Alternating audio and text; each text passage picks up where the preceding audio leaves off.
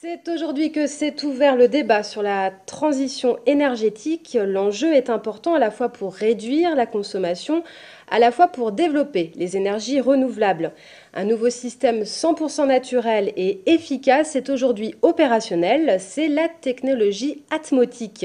Et c'est à Châteauroux que cette première mondiale vient juste de voir le jour. Explication avec Vincent Billy. À l'extérieur, maison traditionnelle à gauche et maison d'architecte à droite, rien d'exceptionnel. À l'intérieur, pas de radiateur ni de ventilo convecteur, ce sont les murs qui produisent l'énergie. Comment ? En utilisant l'énergie fabriquée naturellement dans l'air. On régule l'hygrométrie intérieure et extérieure de la maison grâce à une lame d'air dans le mur. Cet air est saturé en humidité pour créer de la chaleur ou asséché pour faire du froid. Un processus naturel que l'inventeur a pu maîtriser et contrôler. Nous utilisons l'air de l'intérieur qui, lui, est à 20 degrés, par définition.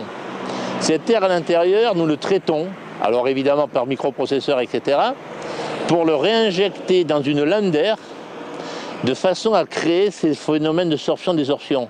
Ce qui fait que la température extérieure ne joue pas sur la qualité de l'air que je vais utiliser, elle joue sur les pertes.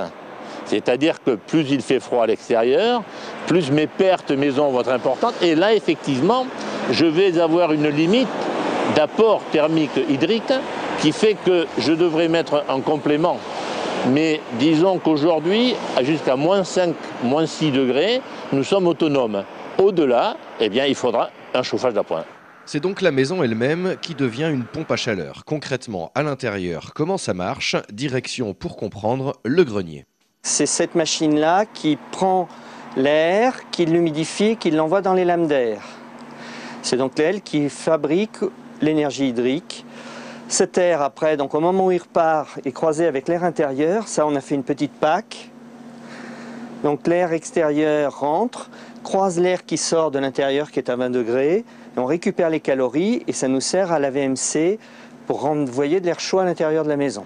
Un phénomène qui existe naturellement avec les matériaux poreux, briques, parpaings, plâtres. Pour le développer et l'accentuer, pas de placo, donc les murs intérieurs sont faits à l'ancienne. Pour chauffer l'eau, des panneaux solaires et un chauffe-eau traditionnel. Denis Bellois investit près d'1 million d'euros pour développer la technologie et construire les maisons prototypes.